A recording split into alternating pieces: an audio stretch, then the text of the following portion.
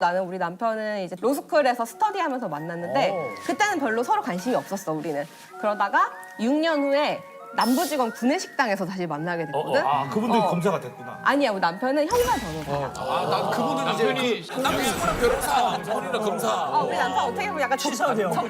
적 아니야? 검사 변호사. 그치, 검사와 변호사를 만났네. 막 싸우잖아. 영화 보면. 민철이가 이제 우리나라에서 손꼽히는 그 로펌에 있잖아. 민철이는 참고로 어디야? KNJ 알지? 거기 박 씨도 들어갈 수 있구나. 어쨌든 김 씨가 자리식당에서 만난 사람. 우리 남편은 그 로펌과 1, 2위를 맨날 다투는 로펌 출신 변호사야. 그래서 내가 이제 그날 KJ랑 계속 친해 옆에서. 그래서 그때부터 연락을 주고받기 시작했는데 남편이 되게 신중한 성격이야. 그래서 고백을 안 하는 거야. 계속 만나는데. 근데 나는 내가 고백하기 너무 자존심이 상해. 나는 검사의 프라이드가 있는데. 그래서 계속 고백을 안 하고 남사친, 여사친으로만 지내다가 어느 날 되게 충격적인 얘기를 들었는데 그 로펌의 대표 변호사님이 자기를 집으로 초대했대. 딸을 소개시켜준다고. 근데 이거 누가 봐도 약간 살인각이잖아. 그래서 되게 고민을 내가 그때 끝까지 하다가 결국은 그날 간다고 하는 날 그날 비가 막 오고 있었는데 그때 자취방으로 택시 타고 달려왔어. 아니, 너무 민철이랑 양쪽이랑 너무 달라. 그냥 그날부터 1일이 돼서 사귀었는데 와, 멋있다. 아니 그리고 지금 집에서 검사하고 변호사가 함께 살면 리얼 가정법원이잖아. 그러니까. 진짜 맥이 그죠? 처음에는 되게 많이 싸웠어. 왜냐면 반대편에서 일하잖아. 그래서 가령 이제 남편이 의뢰인이 구속영장이 청구가 돼. 그 남편이 뭐 사흘 밤낮을 일을 하고 이제 심사를 받고 와. 근데 영장이 발부가 됐어. 발부가 됐구나. 그 의뢰인이 이제 구치소에 갔어. 그럼 남편 되게 상심한단 말이야. 막 실망하고 막 욕하고 뭐가 막 잘못됐다. 그럼 나는 옆에서 가만히 보고 보내야 있다가 되니까, 내가 반대 입장. 한마디 해. 정의가 실현됐어. 한마디 해. 멋지네. 이거 자존심 싸움 아니야? 그럼 이제 확 이제 싸우는 거야. 수밖에 없지. 넣어야 하는 자와 넣으면 안 되는 자의 싸움. 그렇지. 사실 서로 말다툼 웬만하면 안 하려고 한 번 하면 끝을 보니까. 그래서 우리는 되게 독특한 부부싸움 방법이 있는데 PC 카톡으로 싸우는 거야. 나 카톡으로 싸우는데 그냥 카톡을 치기에는 너무 느려. 생각하는 걸 이걸 못 빨리 따라. 쳐야 돼. 그래서 우리 애들 6, 7살이거든. 엄마 아빠 싸움이 정서적으로 안 좋아. 그래서 애들 앞에서 서로 막 웃으면서 얘기를 하다가 애들이 딱 잠들면 서로 방으로 들어가서 문을 잠가. 그리고 딱 노트북을 켜. 아, 진짜? 그리고 다다다다다다 치는 거야.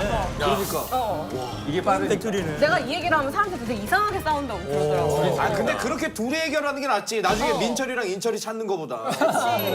아니 그래서 부부싸움 할 때 말투가 높임말 써? 처음에는 남편이 싸울 때 그 존댓말 쓰는 거 존댓말 하자고 하자고? 했어. 근데 이게 진짜 살벌해지는 거야.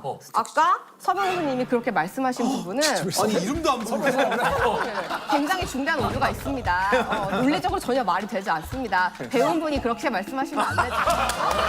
이렇게 하면은 그게 진짜 그래서 우리는 높임말 제도는 일단 없앴어. 오히려 서로 높임말 더 세게 나본다. 그치? 그럼 화해는 어떻게 해?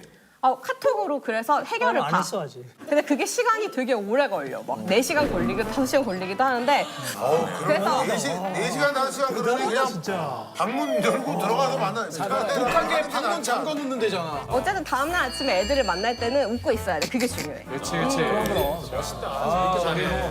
다음은 이제 우리 동아리 포지션에 대해서 얘기할 텐데 인철이는 이제 포지션이 이혼 전문이라고 적어놨어.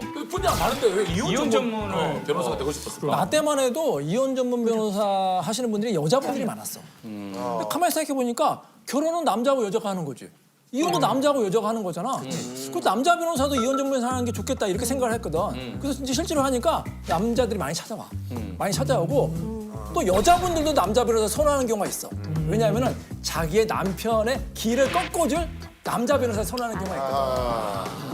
그래가지고 하는데 근데 이혼 사건이 사실 그냥 자기 하소연하는 거야 다. 그렇지, 자기 서로 자기 힘들었다. 입장으로 다 자기 얘기하지. 입장 얘기하는 거 그걸 잘 들어야 되는데 이게 힘들어 사실. 그래서 변호사 중에는 이혼 사건 안 하는 변호사가 꽤 돼. 진짜 우리 왜 저 드라마 많이 보자. 우리 드라마로 통해서 알 수밖에 없으니까. 근데 이 법정들이 보면 진짜 실제 그보다 더 싸우잖아. 그러니까 그냥 쉽게 말하면 부부 싸움을 대신해주는 게 이혼 전문 변호사. 아, 그러니까. 그 정도면 의뢰인하고 정이 완전 많이 생기겠네. 그럼 진짜 친해지. 왜냐하면 이혼 사건 하면은 본인의 사생활이 다 노출되잖아. 변호사한테 다 얘기해야 되잖아. 내가 어떻게 결혼했고 심지어는 안 썼어. 다음에 잠자리 문제까지 다 얘기해야 되는 거니까 친해질 수밖에 없는 거지. 그리고 상대방하고는 원수가 되지 대신. 상대방하고 연세가 돼서 심지어는 내가 멱살잡이에서 싸울 뻔한 적도 있었어. 아니 근데 인철아 그러면 이혼시키는 게 더 어려워 아니면 이혼을 말리는 게 더 어려워? 이건 말리는 게 훨씬 어렵지. 그렇지. 왜냐면 깨진 그릇은 다시 붙여도 다시 깨지게 돼. 요즘에 잘 붙긴 한다. 기술이 좋아서 3D 프린트로 다 된대. 근데 우리나라가 세계에서 이혼이 가장 어려운 나라야. 유책주의라고 해서. 그걸 해냈네. 미국은 그냥 그걸 해낸 거 아니야. 우리 교실에서 2명이나 해냈습니다. 자랑스러운 아는 교실. 세계에서 제일 어려운데. 왜냐하면 우리나라는 유책주의라고 해서 상대방의 잘못을 입증을 해야 돼. 저 사람이 나를 때렸어요 바람에서 입증을 해야 돼. 잘못한 게 근데 없지, 미국은 1년 별거한 다음에 빠이빠이 하면 이혼이야. 아 그건 그게 이혼인데. 완전 제도가 달라. 근데 이혼에도 뭐 트렌드가 있다. 너는 일단 결혼부터 하고. 궁금해하지 마, 영철아. 이혼에 대해서 트렌드를 왜 배울라? 뭐 알아서 뭐해, 네가 지금. 나도 알아야 결혼도 하고 뭐 이혼도 해보고 트렌드를 알아야 될 거 아니야. 돌아가는 거를. 물어봐. 근데 돌아가는 거 아는 것도 뭐 죄야. 의외로 쟤 만약에 결혼하잖아? 얘 엄청 까다롭고 본인만의 저게 있어서 금방 헤어질 가능성 아직까지 굉장히 안 하는 높은 데는 애야. 이유가 있는 거라니까. 아니 야 그럼 우리 교실에서 3명 나오는 거네. 그런 게 높다 이거지. 방송 나오면서 우리 교실에서 누가 결혼해서 가장 좀 힘들고 이혼할까를 막 분석을 해봤어요. 맞아. 이거 완전히. 나 궁금해. 1순위가 영철이야. 아 왜? 아닌데? 왜? 아 농담으로 말려. 진짜 진심으로. 그리고 영철이는 절대로 미인 만나면 안 돼. 어차피 못 만나. 확률도 없지. 그래 어차피 못 만나지. 진짜. 미인 만나면 좀 집착을 많이 할 것 같고 절대 안 나눌 사람이야. 이 형 집착 엄청 심해. 맞지? 어리부터 모셔놓고 지금 영철이 집착에 대해서 궁금한 게 아니니까. 짧게 날릴게요. 트렌드 못 돌아갈 뻔했어. 영철이 집착이 지금 다 방송 트렌드에서 보시지 않잖아. 아니 그러면 동아리 포지션 아람이로 가면 아람이는 아까도 얘기했지만 검사 출신이라고 검사 딱 그거. 적어놨어. 그럼 이제 변호사는 언제 그러면 하게? 나는 이제 3년 차야. 2년 전에 퇴직했어. 얼마 안 됐네. 검사할 때 우린 영화를 보니까 뭐 부당거래나 뭐 공공의적인 영화 보면은 이러잖아. 자 이진호 너는 어제 그 범죄 현장에서 걔가 마음에 안 들어서 걔를 찌른 거야. 자 그걸로 하자. 막 이렇게 시키잖아. 그거는 이제 그거는 진짜 드라마고.